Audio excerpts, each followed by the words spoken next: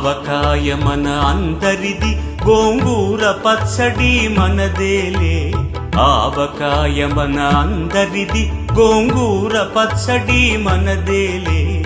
ఎందుకు పిజ్జాలెందుకు బర్గర్లెందుకు పాస్తాలింకెందుకులే.